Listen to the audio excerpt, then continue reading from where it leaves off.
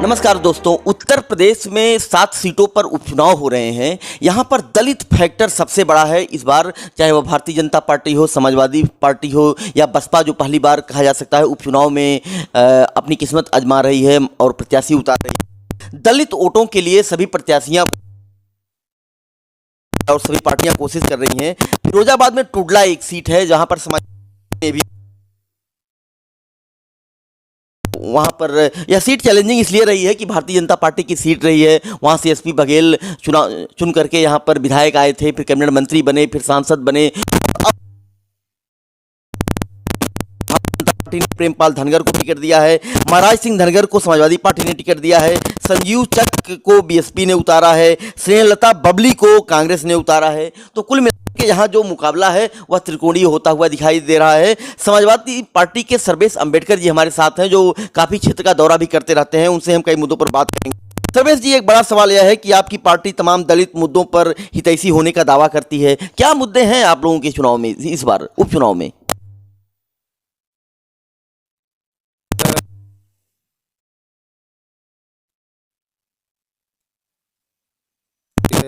चारों तरफ बलात्कार, मर्डर, हत्या, डकैती, इसकी बाढ़ आई हुई है। तो इसलिए पूरे प्रदेश में ये तो उपचुनाव हो रहा है। अगर आम चुनाव कहीं होता तो बम्पर समाजवादी पार्टी जीत के आ जाती। बीजेपी से सारे पार्टी के लोग नाराज़ हैं, आम जनता नाराज़ है। इसलिए हमारा चुनाव ये जो होगा वो लॉ एंड ऑर्डर पर होगा। जो हमारी बहनों के साथ में घटनाएं हो रही हैं, अभी आप हाथरस की घटना देख रहे हैं, वो घटना ख़त्म नहीं हुई। फिर दूसरे दिन आपके चित्रकूट में भी घटना हुई, तो परसों की घटना है। अभी बलिया में एक पाल का मर्डर कर दिया गया है, उसको पंचायत में मर्डर कर दिया है। और अभी आपका उरई में परसों घटना हुई है। कोई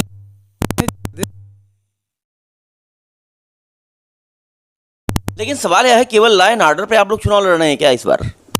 लॉ एंड ऑर्डर आदमी को रहने के लिए रोटी कम खा लेगा, मगर उसको घर से बाहर निकले तो उसको सुरक्षित माहौल चाहिए। बहन बेटियां स्कूल जा रही हैं, बाजार जा रही हैं और कहीं जा रही हैं, वो सुरक्षित नहीं है। पुरुष भी सुरक्षित नहीं है और महिलाओं का तो एकदम सुरक्षित निकलना रह ही नहीं गया है। आम आदमी अब ये सोचता है कि हमारी बहन बेटी घर से बाहर जाएगी तो सुरक्षित वापस आएगी कि नहीं आएगी, ये सवाल खड़ा हो गया है बहुत बड़ा। तो आप लोग सरकार को इस मुद्दे पर घेर क्यों नहीं पा रहे हैं? कहाँ पर आप लोगों से खामी रह जा रही है? अब देखिए, हमारी पार्टी बड़े पैमाने पर इसका विरोध करती है। अभी हाथरस की घटना पर एक नहीं दो डेलीगेशन गए। मैं स्वयं गया था, पहला डेलीगेशन लेके 1 तारीख को। फिर हमारी पार्टी के राष्ट्रीय अध्यक्ष माननीय प्रदेश अध्यक्ष जी नरोत्तम पटेल जी, उनके नेतृत्व में गया और हम लोगों ने प्रदर्शन भी किया जगह जगह सारे प्रदेश में।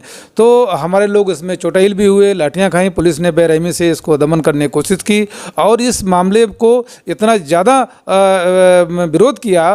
तो लेकिन भाजपा सरकार अपराधियों के साथ में लगातार खड़ी थी, आज भी खड़ी है। एसआईटी जैसी एक जांच एजेंसी को जो जांच दी है, तो वहाँ पर सोशल वर्कर कोई अगर जाता है मदद करने के लिए तो उसको नक्सलाइट कनेक्शन जोड़ देते हैं। तो ये इस सरकार से या किसी भी जांच एजेंसी से कोई उम्मीद नहीं बची है। थोड़ी बहुत उम्मीद अगर है तो न्यायपालिका पर है। अगर न्यायपालिका न्याय कर देती है तब तो ठीक, अदरवाइज इस देश की सारी व्यवस्थाएं चौपट हैं। में बलिया में प्रशासन लेवल के जो आला अफसर होते हैं उनके सामने ही गोली मार दी गई एक युवक को, और समझ आ रहा है उसको भगा भी दिया गया। मंडल वहां पर गया। हमारी पार्टी के राष्ट्रीय अध्यक्ष माननीय अखिलेश यादव जी ने इस मामले को बहुत गंभीरता से लिया है, इसका संज्ञान, और एक प्रतिनिधिमंडल का गठन कर दिया है। लेटर जारी हो गया है और आज 17 है, आज ही हमारा प्रतिनिधिमंडल वहाँ शायद पहुँच गया होगा और प्रतिनिधिमंडल जाएगा और पूरी मदद की जाएगी। पीड़ित परिवार के साथ में है। और ये घटना बहुत ही जैसे कबीलाई संस्कृति होती थी, एक दूसरे के ऊपर अटैक करते थे। मैं तो वीडियो देखा हूँ तो देखने पर ही सिहरन पैदा हो जाती है कि कैसे लोग वहाँ पर सीओ है, एसडीएम है, खुली मीटिंग पब्लिक है, और वहाँ पर गोली मार दी, एक पाल की हत्या कर दी कितनी बेरहमी से। और सबसे बड़ी हैरत ये है कि वो फरार भी है, पकड़ा गया, फिर प्रशासनिक अधिकारी ने उसको छोड़ दिया ढिलाई की उनके चलते। और आज मैंने उसका वीडियो देखा, सोशल मीडिया पे वायरल हो रहा है कि वो दरोगा को गाली गलौज अश्लील शब्दों में कर रहा है। और यह योगी सरकार की सह पर सारे घटनाएं हो रही हैं। और एक ही जाति के लोग सबसे ज़्यादा अपराध इस समय कर रहे हैं, वो ठाकुर जाति के लोग हैं। तो मैं ठाकुर जाति के लोगों से ये भी अपील करता हूँ कि भाई आप इंसान हैं, उसी तरीके से आम जनता भी इंसान है। सरकार आती जाती रहती है, कम से कम इंसानियत के नाते आप अपराध करना बंद कर दो और सरकार के इशारे पर ये मत समझो कि आप हमेशा के लिए सरकार में आ गए हो। अच्छा बताइए, क्या वजह है अपराध को लेकर? इसकी वजह ये है कि जो हमारे यहाँ मुख्यमंत्री हैं वो चूंकि उनका अपना कर्मकांड, वो साधु महात्मा सन्यासी आदमी हैं, सांसद भी रहे हैं, तो इस देश में भारतीय जनता पार्टी ने एक परसेप्शन ऐसा धार्मिक तैयार किया है कि राज सत्ता नहीं चलेगी देश में, अब धर्म सत्ता चलेगी। तो धर्म सत्ता से जो लोग जुड़े हुए हैं, जो लोग सांस्कृतिक कार्यक्रमों कराते हैं, धार्मिक अनुष्ठान कराते हैं, साधु सन्यासी हैं, उनको नहीं पता है कि शासन की व्यवस्था कैसे चुस्त और दुरुस्त रखी जाती है।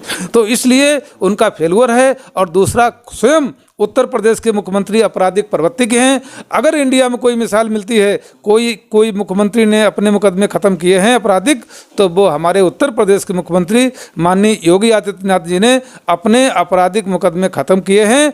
और उनका कैरेक्टर भी आपराधिक है और आपराधिक लोगों को वो अपना पूरा संरक्षण देते हैं। अच्छा,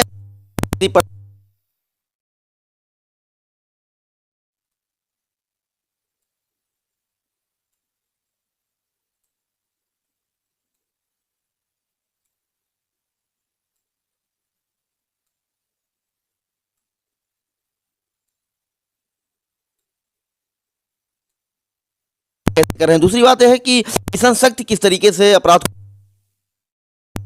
देखिए, ये सब भारतीय जनता पार्टी का एक लोगों को मेस्मराइज करने का तरीका है।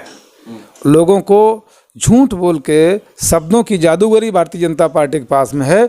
उन शब्दों की जादूगरी से बेहतरीन बेहतरीन स्लोगन लाते हैं, बेहतरीन बेहतरीन योजनाएं नाम की लाते हैं, लेकिन काम ठीक उनसे उलट होता है। यही भारतीय जनता पार्टी है। सबसे बड़ा इनका नारा था बेटी बचाओ बेटी पढ़ाओ। कहाँ बेटी बच रही हैं, कहाँ पढ़ रही हैं बेटी हैं? पढ़ाई लिखाई बंद कर दी है। जो पढ़ने जाती है उसके साथ रेप होता है, हत्या हो जाती है, चार जगह उसकी गर्दन तोड़ी जाती है, उसकी रीढ़ की हड्डी तोड़ी जाती है, जान से मार दिया जाता है, ईंट से और लाठी डंडे से पीट पीट के मार दिया जाता है।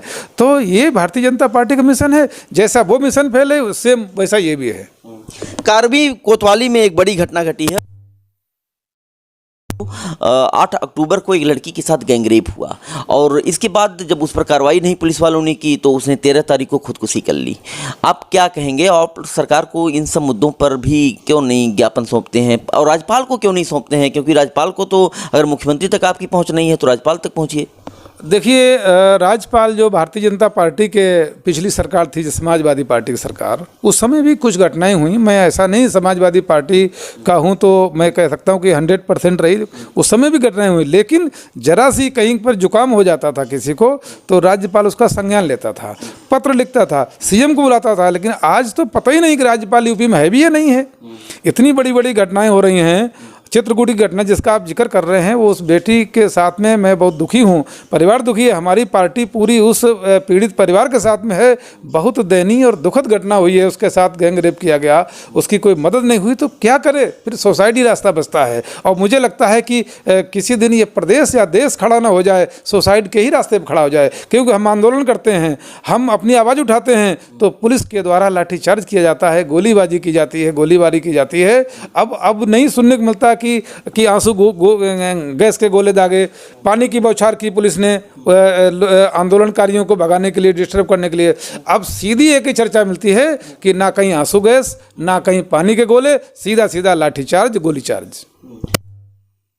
Thank you sir.